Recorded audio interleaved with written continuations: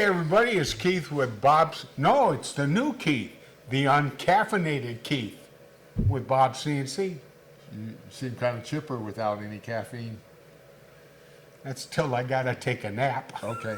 I hear your naps are going well. Yeah, I'm That's sleeping. good. I'm sleeping like a baby. That is I was awesome. talking to Kathy about that. Yeah. Because I thought that with all the pills I'm taking, they must be giving me something to help me sleep.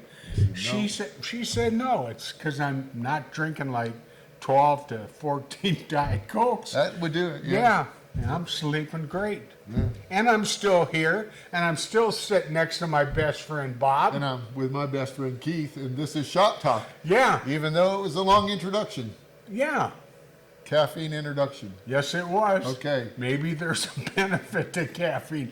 I have no idea. So what are we talking about? Well, we're going to talk about, you don't want a long introduction though, because I got a long one. Okay, give me the long introduction. Okay, when I was a kid growing up, Uh-huh. the neighbor across the street had a great big elm tree in his yard, Okay. okay?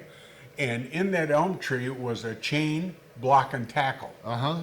Now, the guy had a 48 Chevy Coupe Okay. that looked like a Volkswagen on steroids. But anyway, I'd walk home from school, and it was not unusual to see on that block and tackle either an engine or a transmission, because this guy was always working on his car. So that was his engine hoist. Yeah, Okay. and we used to call guys like that shade tree mechanics. That makes a lot more sense now. Oh, well, I may not be making a lot of sense, Okay. and I'm sorry, but you're kind of stuck with the new Keith. Yeah. So, you don't see a lot of shade tree mechanics anymore. No, I think things have gotten so complicated that Yes. you almost need a technician to matter of fact, when they worked on my Ford truck to do something, Yeah. they pulled the whole dang body off the truck so they could get to the engine. You know, you're Instead going to of have a plugging the lot of engine. Ford haters I know it. telling Yeah. you why. Oh, I'm sorry. Yeah. Okay. Well, okay. I need a technician to say what I need to say. That's a problem.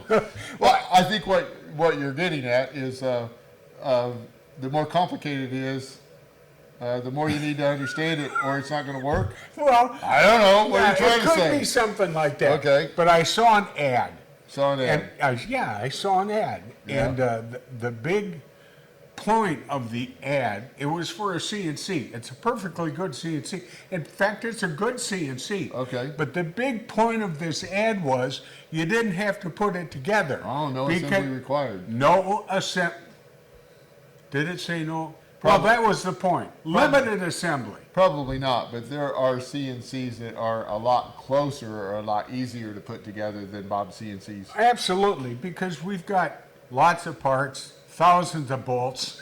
It's not thousands, but okay. Okay, hundreds of thousands. Okay. There's a lot because I put together, I've put together a few of them too. Yeah. There's a few screws. yeah. And Yeah, you most get of mine are really loose. good. You know, if you use a hand screwdriver, you get Yeah, you got, Popeye muscles. oh, big. Popeye. Okay, How do you say Popeye. It? Yeah, his name. Yeah. Okay, anyway, and I thought about that assembly thing because that seems like would be a real benefit. However, what you end up with when you, and I'm not knocking this machine, Yeah. but what you end up with when you buy this is this really cool looking box, and you get a knife. They don't send you a knife, you got to supply your own. To open the but box. anyway, you open the box Yep. and you pull the machine out, and then you plug it in. Yep. But you can't do anything, Yeah. and you don't know how anything in the machine works. Yeah. Okay, now I'm not knocking that. No, I think there's a, I mean, it just depends on your philosophy, right? So I guess to be honest, part of the reason why ours is a kit is it goes in a box better and it's less labor. So, you know, you're supplying some of that labor to put it together, right? So It's less expensive. less expensive. But there's a, from my vantage point, you know, from being a kid, building stuff all the time, I think there's a lot of value in putting it together, knowing where the home switches are, knowing the stepper motors go here, and they have set screws that have to be tight or the belt doesn't do it. So you learn a lot by assembling it. Now, I know that you and Kristen write our manuals, and you go through step by step on how to do it. So it's fairly simple, or it's intuitive on how to go together. Right. But there's definitely a learning curve there on putting one together, putting it together right, because you need to know what tram means. You need to make it square. You have to understand some parameters. You have to hook up the electronics, which is fairly easy, like on the Evolution or the Quantum series.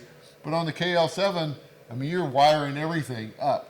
Now, again, we give you the wiring schematic, and we try to walk you through that. But let's just say that, you have a machine that you buy used that's already together, right? Yeah. And then something happens where the home switch comes disconnected. Simple, right? Well, If you've connected it, it's simple. yeah, you put it together, you go, oh, that probably is the home switch, and you just go connected. If you don't have that experience, then you'll get that experience one way or another. You'll have to, figure out on your own why that is. But so to me, and again, this is just a philosophy, because there's certain machines I don't want to get put together. Like, I would not want to buy my Ford F-150 as a kit and have to put it together, because I don't have the technical skills for that. Right. Right, and that manual would be long, and I would need, Lots of pictures. lots of pictures, lots of equipment. Yeah. But there's my philosophy is by putting the kit together yourself and learning what's going on, then you are going to be able to maintain, fix, modify, do what you want to with that machine. So, I don't think that one's wrong or right. I just think that for me, I think a kit is a better way of doing it. There's a test that you can find on our website. And I advise that anyone thinking about buying a CNC, whether it's a Bob CNC or anybody's CNC, that you ought to take it. And it's relatively simple. There are 6 questions. And the first one because it's still there. Are you mechanically inclined? Yeah. In other words, do you like taking things apart and putting them together? Yeah. If you're not, Doesn't mean that you can't get one. It just means that you're going to have to be a little bit more stubborn or have a little bit more dedication than the guy that just does this all the just time. loves doing it, Yeah. okay? Second question, do you enjoy assembling multi-part kits with electrical and computer components?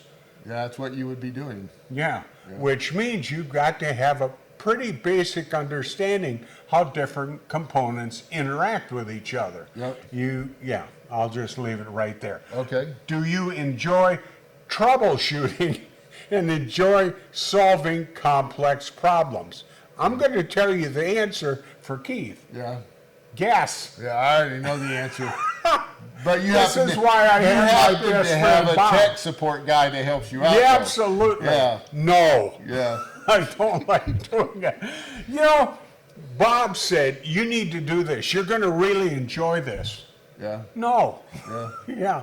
I mean, I got a pretty good understanding now, Yeah. but You want to join our tech support team? no. Okay. Okay.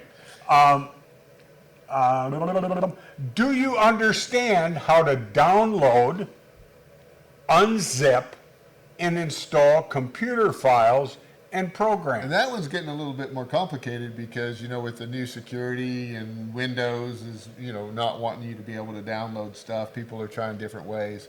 As a matter of fact, I think we're at the point where we're going to do the digitally signed thing so that it's easier for our customers to download our software. But, that part's probably easy compared to learning how to use it. It's just another learning curve. And, we've talked about this before with our machines. You got to build it, right? Yep. Then you have this machine that's sitting there, and if you've done everything right, you got to hook it up. Okay, I got it hooked up, now what? Well, now you got to home the machine. Well, what does that mean? So, you got to learn all of these things about the machine, all of that jargon that you talk about. And then on top of that, okay, I know how to move the machine around. I understand the XYZ thing. Okay, now what? Now you got to do the CAD CAM and learn how to create a G-code file, which is coming out of your CAD software. And then you got to know how fast you can cut, how deep you should cut per pass. And that all depends on the type of machine you have, the type of bit you have, what you're cutting. So again, there's just, CNC is a learning curve on top of learning curve on top of learning curve. And it can be frustrating. As a matter of fact, if you're answering no to some of these questions, it's going to be even more frustrating, right? Right. So what was your sixth question? It was, do you have experience with, or are you willing to learn the process of setting up a workpiece, adjusting feed and plunge rates, and learning about which type of bit is best suited to fabricating different kinds of materials? Well, that's a heck of a question. Well, I you just may not dealt even with- know what they're talking about at this point in their CNC. I just wanted to show off You- that I knew okay. some of those words. Okay, I see. But But- these are the kind of questions you need to think through. Now, I wouldn't advise anybody not to buy a CNC machine. Yeah. But if it says pre-assembled or no assembly required, and you answered no to 2 or 3 of those questions, I would strongly recommend that you rethink buying that machine. Because unless that thing is going to do all that stuff for you, it's going to be really tough. Yeah. Yeah, I think, I mean, if I had my choice, I'd rather buy one that was pre-assembled, that came out in the box and had all the software loaded. I would much rather do that. But I know CNC machines. But I think, it depends on who you are. If you're the guy that really likes to understand how things work, right, to the point to where, you're comfortable with it. It's just like, even though I do not own an old Camaro with a carburetor on it, I mean, if I had a choice to work on a car, and I knew I would have to, because the new one, if I open up the hood, I'm like, I wonder what that does. I mean, I don't know what the parts are anymore, right? Because it's just complicated. So for me, I like the stuff that I can actually understand and work on. So if that's your kind of person, then yeah. But in the industry, if you go buy a Mazak, right, when it breaks, you call a technician and he comes in because you have no idea even how to get the cover off to look at the parts. For some people, no, I mean, there are guys. As a matter of fact, one of our guys that we do our laser cutting with, right? He has these big fancy laser machines, but he's in there, in the machine, replacing parts, getting them fixed up. So you can learn it. It's just more learning curve, right? Right. I think the bottom line is that what we're trying to say is if you're looking into CNCs, you definitely got to understand that there's a learning curve. And There are at least 3, if not 4, Yeah. learning curves. so we got to put the machine together, got to learn how to operate the machine, got to learn how to operate the Software? and then you got to figure out how you're going to troubleshoot when things go wrong, because things will go wrong Right. if you're learning the other ones. If you're cutting too slow, you'll dull the bit. If you're cutting too fast, you you'll got to break the learn bit. how to design projects, Yep. and you've already talked to troubleshooting. Yeah. So anyway, we've just begun to touch these 3, and we're going to stop right here so Okay. we don't make people kind of cry or. I'm thinking about getting rid of mine now too. Yeah. Anyway, thanks guys for watching. Yep. Until next time, we'll see ya.